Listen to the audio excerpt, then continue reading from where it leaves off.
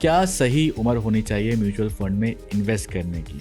25 साल के लिए 2,000 रुपये महीना भी इन्वेस्ट करा, 25 साल के बाद लगभग 1.25 करोड़ रुपए मिला। 2000 इंटू 12 इंटू 25, 6 लाख रुपए हमने ओवर 25 ईयर्स इन्वेस्ट करे।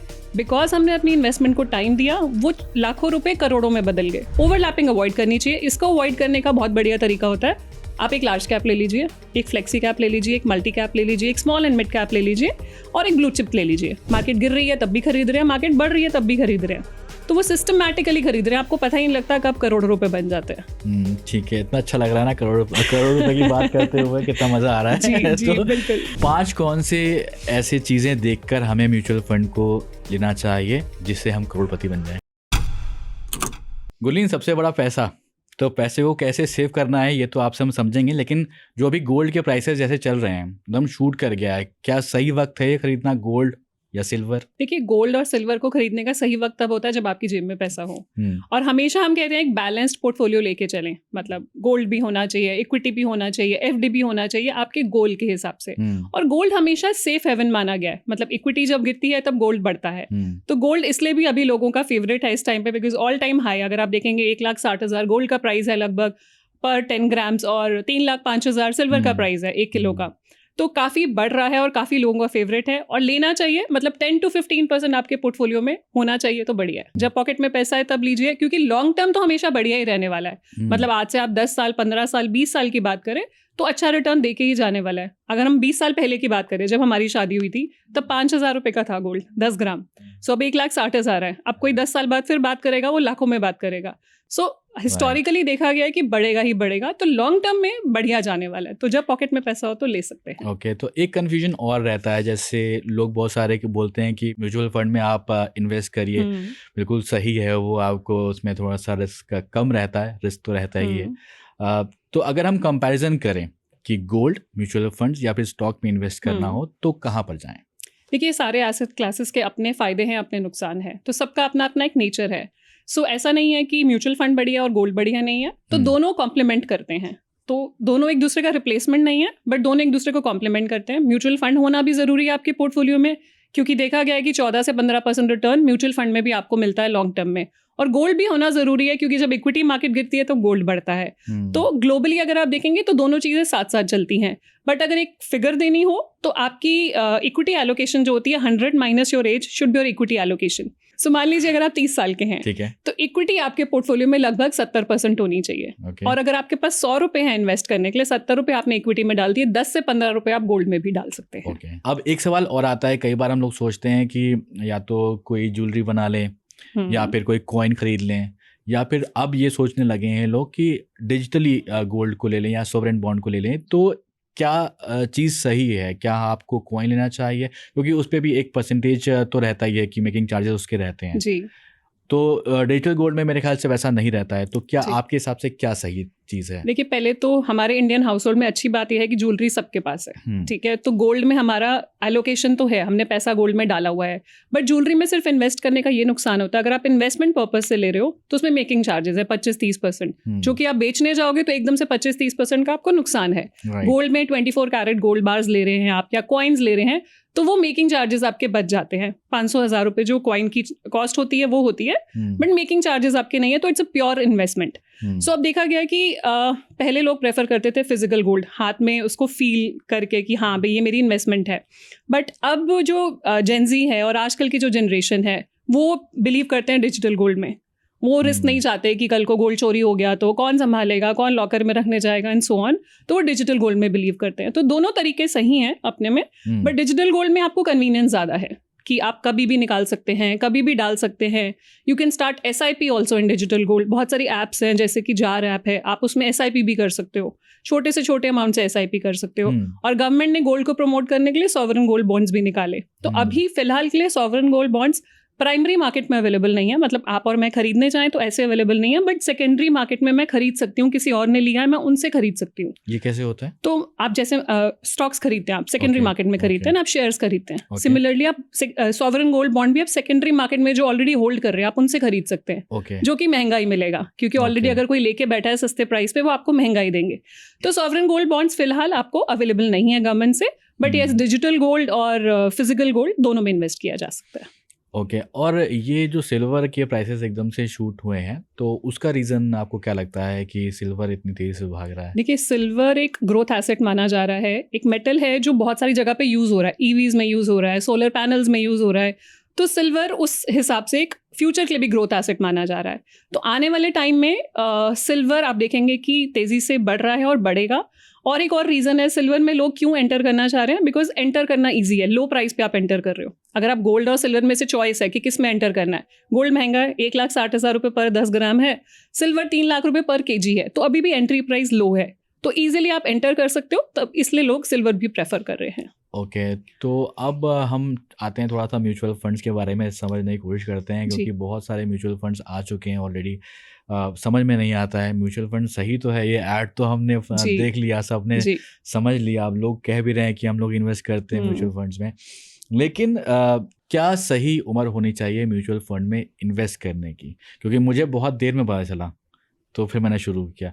तो बहुत सारे ऐसे दर्शक हैं जो जानना चाहते हैं कि किस उम्र से शुरू करें म्यूचुअल फंड्स। देखिए, जब आप कमाना शुरू करें, इमीडिएटली आपको म्यूचुअल फंड में इन्वेस्ट कर लेना चाहिए, ठीक है, चाहे SIP के थ्रू, चाहे लमसम के थ्रू, जिसके बारे में हम आगे बात करेंगे, इन्वेस्ट कर लेना चाहिए। सो पहले क्या होता था, मैं इस प्रोफेशन में लगभग 20 साल से हूँ, तो पहले लोग मुझसे बात करते थे जब बच्चा 3-4 साल का हो जाता था कि अब बच्चे के लिए इन्वेस्टमेंट करनी है, ठीक है। अब बात करते हैं बेबी होने से पहले ही कि मुझे बेबी प्लानिंग हम कर रहे हैं, तो मुझे उसके लिए आज से ही इन्वेस्टमेंट करनी है, 18-20 साल मेरे पास हैं for higher education, so I want to start now. So लोगों में अवेयरनेस है कि हमें इन्वेस्टमेंट करनी है, और जितनी जल्दी करेंगे, क्योंकि पावर ऑफ कंपाउंडिंग का जो बेनिफिट है वो लंबे समय में ही मिलता है, जो आपको इंटरेस्ट पे इंटरेस्ट बोलते हैं हम, तो वो आपको लंबे समय में मिलता है, शॉर्ट टर्म में नहीं मिलता। तो जितनी जल्दी करेंगे उतना ज़्यादा आपको इंटरेस्ट मिलेगा। अगर एक एग्जाम्पल मैं आपको देना चाहूँ, किसी ने 2,000 रुपये महीना भी इन्वेस्ट करना शुरू कर दिया और 25 साल के लिए करा, यहाँ पे टाइम इंपॉर्टेंट है, 25 साल के लिए 2,000 रुपये महीना भी इन्वेस्ट करा, 25 साल के बाद लगभग 1.25 करोड़ रुपए मिला। ठीक है, जो हमने जो इन्वेस्टमेंट करी वो सिर्फ 6 लाख रुपए थी। 2,000 इंटू 12 इंटू 25, 6 लाख रुपए हमने ओवर 25 ईयर्स इन्वेस्ट करे, बिकॉज हमने अपनी इन्वेस्टमेंट को टाइम दिया, वो लाखों रुपए करोड़ों में बदल गए, जो वैसे नहीं बदलते। तो पावर ऑफ कंपाउंडिंग जो है वो एक बहुत पावरफुल टूल है, वो हम जल्दी इन्वेस्ट करना शुरू करेंगे तो ही हम उसका फ़ायदा उठा पाएंगे। अगर रेट ऑफ इन्फ्लेशन को भी हम कैलकुलेट करें तो उसके हिसाब से, अगर आपके कैलकुलेशन के हिसाब से देखें, तो आज से 25 साल बाद उतने जितना हमने 1.25 करोड़ की बात करी, तो क्या वो सफिशिएंट होगा? देखिए, इन्फ्लेशन हमें रियल रेट ऑफ रिटर्न तो कैलकुलेट करना ही होगा, बट ये जो मैं रिटर्न की बात बोल रही हूँ, लगभग 15 से 20% का रिटर्न है ये जो हम रिटर्न की बात कर रहे हैं, which is again higher than inflation. हमारी इन्फ्लेशन 6-7% की है, उससे ऊपर ही है ये रिटर्न। ओके, तो 6 से 7% से ऊपर है, तो आपने बोला कि अप्रॉक्सीमेटली जो 15% के आसपास ये रहेगा। जी। लेकिन इसमें नुकसान के भी कई बार चांसेस रहते हैं, क्योंकि जब भी म्यूचुअल फंड्स की बात होती है तो बोलते हैं रिस्क ज़रूर है उसमें, ऊपर भी जा सकता है, नीचे भी जा सकता है। और हम जो नॉर्मली जब खरीदते हैं कोई भी म्यूचुअल फंड, तो उसमें देखते हैं उसका पास्ट परफॉर्मेंस कितना है, उसके 3 साल में कितना ग्रोथ है, 5 साल में कितना ग्रोथ है। तो क्या ये हमेशा से रहेगा कि हमने जो पास्ट परफॉर्मेंस देखी है वही परफॉर्मेंस आगे भी चलने वाली है उस म्यूचुअल फंड की? देखिए, पास्ट परफॉर्मेंस अगर आप बात करें, 40% भी म्यूचुअल फंड ने रिटर्न दिया, बट क्या फ्यूचर में हमें 40% मिलेगा? शायद नहीं। So keeping that in mind, वहाँ पे भी लिखा होता है past performance is not an indicator of future returns, ठीक है ना। Mutual fund is investments are subject to market risk, ये क्लियरली लिखा होता है, बहुत जल्दी वो बोल जाते हैं। सो बेसिकली ये एक्चुअली में ट्रू है। सो हमें म्यूचुअल फंड की पास्ट परफॉर्मेंस देख कर नहीं, फंड कितना कंसिस्टेंट है, फंड का फंड मैनेजर कौन है, कितने सालों से मैनेज कर रहे हैं, कंसिस्टेंसी कितनी है, वो सब और भी बहुत सारे टेक्निकल टर्म्स होते हैं, बट सिंपल अगर देखा जाए कितने साल से फंड काम कर रहा है और कितना कंसिस्टेंट है, अगर ये 2 चीज़ें आप देख लें तो वो आपको बता देता है कि हाँ, इस म्यूचुअल फंड में इन्वेस्ट करना चाहिए कि नहीं करना चाहिए। कहाँ देखें, कैसे देखें? सो ये बहुत सारी डेटा अवेलेबल है, ऑनलाइन भी देखना चाहें तो ये सारा डेटा अवेलेबल है। बट अगर आप फंड मैनेजर, कंपनी का ट्रैक रिकॉर्ड और एवरेज कंसिस्टेंट रिटर्न 11-12% अगर आपको रिटर्न आ रहा है, that is a very good return in mutual funds. Okay, ठीक है। कई बार हमने बहुत सारे म्यूचुअल फंड्स ले लिए, देख के उसके परफॉर्मेंस और जो आपने बात करी, अब क्योंकि अब आपने बता दिया है कि कैसे देख कर लेना है, तो जो लोग लेंगे, तो कई बार ये देखा गया है कि म्यूचुअल फंड ओवरलैप का प्रॉब्लम आता है। तो ये म्यूचुअल फंड ओवरलैप एक्चुअली होता क्या है और इसको कैसे चेक किया जा सकता है? मान लीजिए मेरे पास 4 या 5 म्यूचुअल फंड है, तो मैं कैसे चेक करूं इसको? आप इसको बता दें। सो ओवरलैप बेसिकली ये होता है कि अगर मान लीजिए 5 म्यूचुअल फंड है, तो 5 म्यूचुअल फंड में कितने स्टॉक्स आपके डुप्लीकेट हो रहे हैं, मतलब एक्स म्यूचुअल फंड में भी वो स्टॉक्स है, वाई में भी है और जेड में भी है। तो कैसे हम ये सिचुएशन अवॉइड करें कि हम उसको ओवर डाइवर्सिफाई ना करें, एक ही स्टॉक में ज़्यादा पोजीशन ना लें। तो उसके लिए चेक करने का यही तरीका होता है कि आप कंसोलिडेटेड अकाउंट स्टेटमेंट आपकी आती है फ्रॉम टाइम टू टाइम। आपको रजिस्ट्रार्स भी भेजते हैं, जितने भी म्यूचुअल फंड्स में आपने इन्वेस्ट किया होता है उनकी कंसोलिडेटेड अकाउंट स्टेटमेंट आती है। उसमें फिर आप उसकी स्टॉक्स जाके देख सकते हैं कि स्टॉक्स में होल्डिंग क्या है, स्टॉक होल्डिंग रिपोर्ट क्या है। ओवरलैपिंग अवॉइड करनी चाहिए। इसको अवॉइड करने का बहुत बढ़िया तरीका होता है, आप एक लार्ज कैप ले लीजिए, एक फ्लेक्सी कैप ले लीजिए, एक मल्टी कैप ले लीजिए, एक स्मॉल एंड मिड कैप ले लीजिए और एक ब्लू चिप ले लीजिए। तो ऑटोमेटिकली आपका ओवरलैपिंग नहीं होगी, बिकॉज सबकी मार्केट कैप ही अलग अलग है। ओके और लार्ज कैप, मिड कैप और स्मॉल कैप की जो आपने बात करी, तो उसमें मान लीजिए कोई इनिशियली स्टार्ट कर रहा है इन्वेस्ट करना, 2,000 रुपये से किसी ने शुरू किया, तो उसको किस तरफ जाना चाहिए, कौन से म्यूचुअल फंड की तरफ जाना चाहिए? देखिए, सबसे पहले तो अपनी रिस्क एपेटाइट देखनी चाहिए, ठीक है ना। अगर रिस्क एपेटाइट ज़्यादा नहीं है, हम ये नहीं बर्दाश्त कर सकते कि हमारा पोर्टफोलियो नीचे आए तो रात को नींद नहीं आएगी, अगर वो चीज़ है then go for a safer bet. Large cap comparatively बड़ी कंपनीज हैं तो उनमें आपको उतार चढ़ाव कम दिखेगा, ठीक है। वो कंसिस्टेंट तरीके से कम रिटर्न देंगी, लेकिन कंसिस्टेंट तरीके से देंगी। रिस्क एपेटाइट कम है तो बैलेंस फंड भी सजेस्ट किए जाते हैं, जिसमें कुछ परसेंट इक्विटी है, कुछ डेट है। तो बिल्कुल आपकी ज़रूरत पे, आपके रिस्क एपेटाइट पे डिपेंड करेगा। अगर आप 20s में हैं तो स्मॉल एंड मिड कैप में कर सकते हैं, बिकॉज आप लंबे टाइम के लिए देख रहे हैं, यहाँ से 20-30 साल आप रिटायरमेंट टारगेट कर रहे हो, तो आप स्मॉल एंड मिड कैप में कर सकते हो जहाँ हाई रिस्क हाई रिटर्न है, ठीक है। अगर आप को लगता है मुझे सिर्फ 5 साल में या 10 साल में ये पैसा चाहिए, तो go towards large cap, blue chip, balance funds, जहाँ पे सेफर है थोड़ा सा पैसा। जो हमने बात करी स्मॉल कैप, मिड कैप और लार्ज कैप की, इसमें बेसिक डिफरेंसेस क्या होते हैं वो समझा दीजिए। सो बेसिक डिफरेंस है कि कौन सी कंपनी में आप इन्वेस्ट कर रहे हो, कितनी बड़ी कंपनी है, उसका मार्केट कैप क्या है। तो उस हिसाब से सबसे बड़ी कंपनी लार्ज कैप में आएगी, then mid cap, then small cap. Market cap के हिसाब से इन्वेस्ट होता है। ओके, ठीक है। तो सबसे ज़्यादा रिस्क जो है वो स्मॉल एंड मिड कैप में मिलेगा कि उसमें ज़्यादा वेरी करेगा, वॉलेटिलिटी होगी जी। अब एक टर्म आता है SWP और एक होता है SIP जी। इसमें क्या डिफरेंसेस होते हैं? सो दोनों अलग अलग तरीके हैं। SIP आप इन्वेस्टमेंट कर रहे हो, systematic investment plan. SWP systematic withdrawal plan. तो दोनों एक दूसरे का ऑपोजिट है।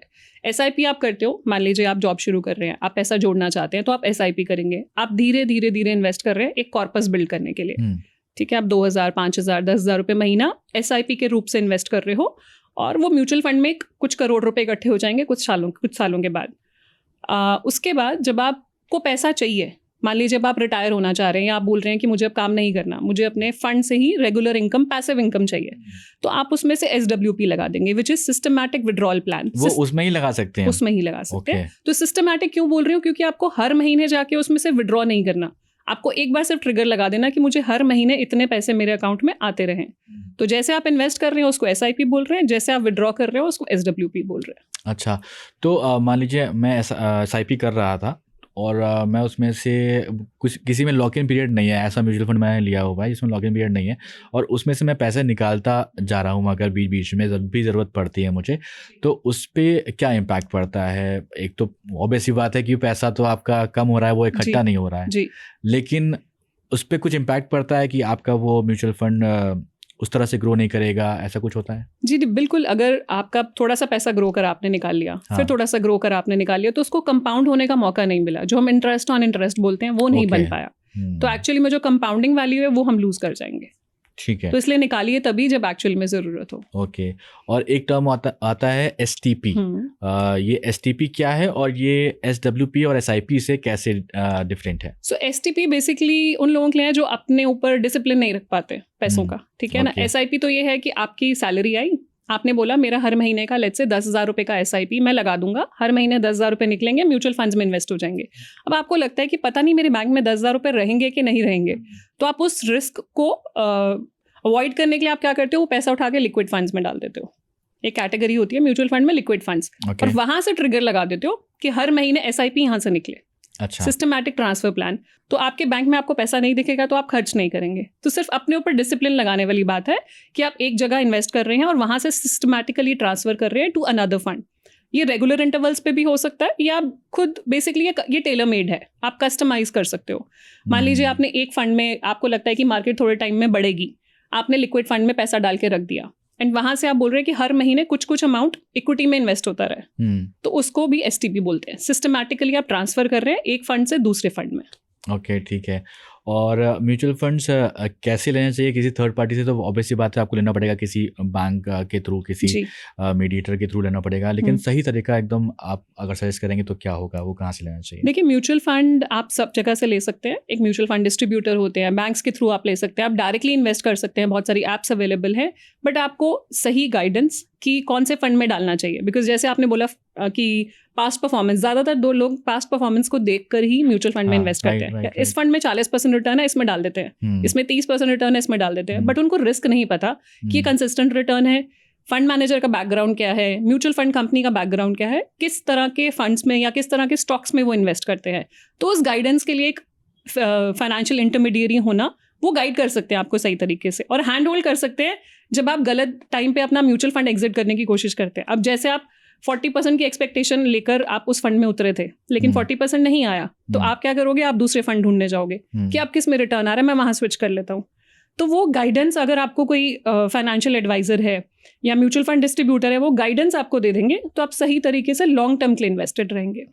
अच्छा, आपने इन्वेस्ट करना शुरू किया कहीं पे, और ये मैं अपना ही एग्जांपल लेके आपसे बात करता हूँ कि मैंने कहीं इन्वेस्ट करना शुरू किया, मैंने 2 साल तक इन्वेस्ट किया, मुझे जितना मैंने परफॉर्मेंस देखी थी उसके हिसाब से लगा कि इससे मुझे रिटर्न नहीं आ रहा है, तो मैंने उसको पॉज कर दिया, लेकिन मैंने पैसा रखा हुआ है वहाँ पे। अब इस केस में क्या सही तरीका है? क्या मुझे पैसा निकालना चाहिए, मुझे वेट करना चाहिए थोड़ा दिन, SIP को रोक के बाद में शुरू करनी चाहिए, क्या करना चाहिए? देखिए, सबसे सही तरीका होना चाहिए कि fill it, shut it and forget it. आप Okay. उसको भूल जाओ करके, बिकॉज आपने किसी पर्टिकुलर गोल के लिए किया था, आपने कुछ सोचा था कि मुझे 10 साल बाद इतना अमाउंट चाहिए, मैं उसके लिए SIP कर रहा हूँ, ठीक है, आपने एक गोल ईयर मार्क किया था। अब अगर बीच में हमें लगे कि नहीं, अब तो डाइवर्जन करना पड़ेगा, तो या तो आप मतलब एक सही कॉल हो कि डाइवर्जन ज़रूरी है कि नहीं है। आप स्टॉप करोगे तो नुकसान क्या होगा? गिरती मार्केट में जनरली लोग स्टॉप करते हैं, तो उसका नुकसान क्या होता है? जब मार्केट में आपको मतलब ज़्यादा यूनिट्स आपने खरीदने थे, कोई भी चीज़ आपको 10 रुपये की मिल रही है और आप 1000 रुपये इन्वेस्ट कर रहे हैं, तो 100 यूनिट्स मिलेंगे, ठीक है। अब उसका NAV गिर गई, 10 का 9 हो गया, तो आपको यूनिट्स ज़्यादा मिलेंगे ना।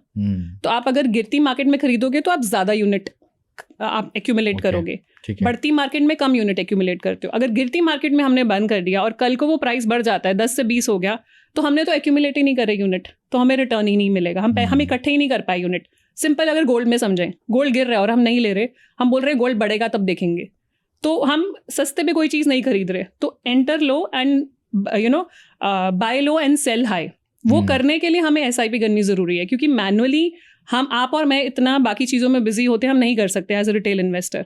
हमें बाय लो करने के लिए और सेल हाई करने के लिए SIP की ज़रूरत पड़ेगी ही पड़ेगी, बिकॉज वो डिसिप्लिन तरीके से एक रुपये कॉस्ट एवरेजिंग है। मार्केट गिर रही है तब भी खरीद रहे हैं, मार्केट बढ़ रही है तब भी खरीद रहे हैं, तो वो सिस्टमैटिकली खरीद रहे हैं, आपको पता ही नहीं लगता कब करोड़ रुपए बन जाते हैं। ठीक है, इतना अच्छा लग रहा है ना करोड़ रुपए की बात करते हुए, कितना मजा आ रहा है। जी, तो बिल्कुल।